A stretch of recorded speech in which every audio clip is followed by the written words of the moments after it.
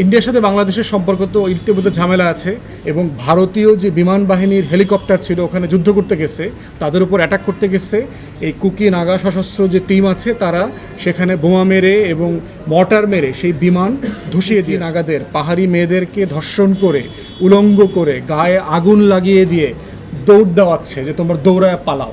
পৃথিবীর যে কোনো জায়গায় মুক্তিকামী মানুষের পাশে বাংলাদেশ সরকার দাঁড়াবে। মণিপুরে আপনার গত কয়েক সপ্তাহ থেকে ব্যাপক মারামারি হচ্ছে। মণিপুরের ঝামেলাটা গত বছর থেকে শুরু হয়েছে, ইভেন আরও আগে থেকে। মণিপুর আমাদের পার্শ্ববর্তী একটা রাজ্য, সেভেন সিস্টার্স যেটা আছে, সাত বোন অথবা সাত কন্যার জায়গা, তাদের বাংলাদেশ ছাড়াও এই মিয়ানমারের সাথে সীমান্ত আছে এবং চায়নার সাথে সীমান্ত আছে। সেই জায়গাতে আমরা দেখলাম যে দুইটা সম্প্রদায় আছে, একটা হলো মেইনলি মেইতি সম্প্রদায়, আর একটা হচ্ছে আপনার যারা হচ্ছে সমতলে থাকে, মেইতিরা প্লেন ল্যান্ডে থাকে এবং তারা লার্জলি হলো হিন্দু জনগোষ্ঠী। আর দ্বিতীয় জনগোষ্ঠী আছে হচ্ছে আপনার কুকি এবং নাগা এবং অন্যান্য পাহাড়ি জনগোষ্ঠী আছে, যারা অধিকাংশ হচ্ছে খ্রিস্টান। ওখানকার ভারতীয় আইনে আছে যে পিছিয়ে পড়া জনগোষ্ঠী যারা আছেন তারা রাষ্ট্রের বিভিন্ন সুযোগ সুবিধা, চাকুরি, শিক্ষা দীক্ষায় অগ্রাধিকার পায়। যেহেতু ওখানে বিজেপি শাসিত সরকার আছে রাজ্যে, তারা গত বছর এই মেইতি সম্প্রদায় দাবি করেছে তাদেরকেও সংখ্যালঘু সম্প্রদায়ের অধিকারভুক্ত করতে হবে। মানে সংখ্যাগুরু জনগোষ্ঠী চাচ্ছে তারা যেন সংখ্যালঘুর অধিকারটা পায়। এটা পেলে যেটা হবে যে কুকি এবং নাগারা যে সকল চাকুরিতে অথবা শিক্ষায় লেখাপড়াতে অগ্রাধিকার পায় এটা তারা পাবে না। এখান থেকে হচ্ছে আন্দোলনটা শুরু, যেন মেইতিরা এই অধিকারটা পায়। আর কুকি নাগারা বলছে তাদেরকে অধিকার দেওয়াটা সঙ্গত না, সংবিধান সিদ্ধ না। একটা জনগোষ্ঠী হিন্দু আর একটা জনগোষ্ঠী হচ্ছে খ্রিস্টান। সরকারে আছে হচ্ছে বিজেপি শাসিত হিন্দুত্ববাদী সরকার। এই বাস্তবতায় হচ্ছে গত বছর থেকে একটা সংঘর্ষ এবং রায়টের মতো করে পরিস্থিতি তৈরি হয়। মেইতিরা সংসদেও হচ্ছে আপনার, তারা জনসংখ্যা হচ্ছে 53%, কিন্তু সংসদে 60টা আসনের ভিতরে 40টাই হচ্ছে তাদের। তো সব মিলিয়ে তারা দিল্লির হিন্দুত্ববাদী রাজনীতিকে কেন্দ্র করে ক্ষমতা দেখিয়ে রাজ্যের সকল সুযোগ সুবিধা নিতে চায়।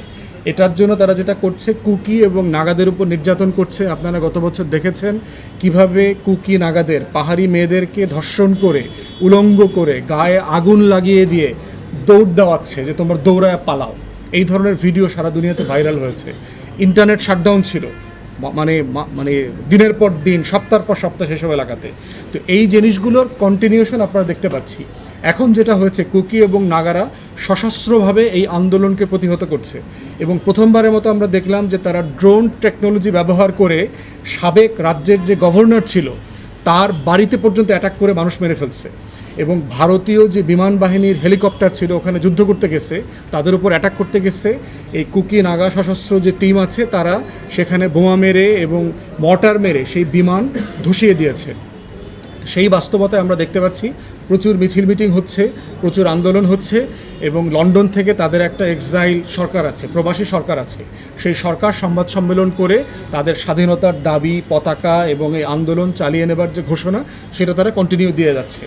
তারা পার্টিকুলারলি ইন্সপায়ার্ড হয়েছে জুলাই এবং আগস্টে বাংলাদেশে যে পরিমাণ গণ অভ্যুত্থানের মতো করে পরিবেশ তৈরি হয়েছে, আমাদের ছাত্র জনতারা মিলে লাখে লাখে যে মিছিল মিটিং করেছে, কারফিউ ব্রেক করেছে, ইন্টারনেট শাটডাউনের পরেও বাংলাদেশের প্রতিটা প্রান্তে প্রান্তে এই ফ্যাসিবাদী হাসিনা সরকারের বিরুদ্ধে মিছিল করেছে।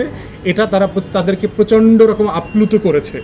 এবং বাংলাদেশের সংবিধানে আর্টিকেল 25-এ বলা আছে যে পৃথিবীর যে কোনো জায়গায় মুক্তিকামী মানুষের পাশে বাংলাদেশ সরকার দাঁড়াবে। যে কারণে আমরা কাশ্মীরিদের পক্ষে দাঁড়িয়েছি, যে কারণে আমরা ফিলিস্তিনিদের পক্ষে দাঁড়িয়েছি, ঠিক একইভাবে ভারতবর্ষের যারাই তাদের অধিকারের জন্য ভারতীয় কাঠামোর মধ্যে অধিকারের জন্য লড়াই করছেন, তাদের প্রত্যেকের অধিকারের জন্য আমরা দাঁড়াবো এবং তাদের পক্ষে আমরা কথা বলবো। আমরা মনে করি যে আমাদের যেহেতু এটা প্রতিবেশী রাজ্য, তাদের ওখানকার অস্থিরতার সাথে বাংলাদেশের শান্তি শৃঙ্খলা জড়িত। অতএব এটা আমাদের ন্যাশনাল ইন্টারেস্টেও আমরা দিল্লিকে বলবো যে আপনারা আপনাদের সংবিধান, আইন এবং ন্যায্যতার ভিত্তিতে তাদের নাগরিক অধিকার যেটা দেওয়ার কথা সেটা দেবেন এবং এটার কোনো ভুল সিদ্ধান্তের খেসারত বাংলাদেশ এবং বাংলাদেশিদেরকে যেন নিতে না হয়, পেতে না হয়, আমরা সেটা অনুরোধ করব। মণিপুরের পাশে